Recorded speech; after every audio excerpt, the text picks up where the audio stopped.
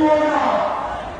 সুতরাং যারা জনগণের অন্তর্কারী নির্বাচিত, যারা অত্যাচারের অন্তর্কারী নির্বাচিত, যারা অত্যাচারের স্ত্রী প্রবাহ চালিয়েছে, তাদের প্রতি কোনো মায়া কান্না দেখানো যাবে না। তাদের প্রতি কোনো ভালোবাসা দেখানোর সুযোগ নাই। তারা ইসলামের শত্রু, তারা দেশের শত্রু, তারা জাতির শত্রু। শত্রুদের শত্রু হিসেবে আমি চিহ্নিত করব।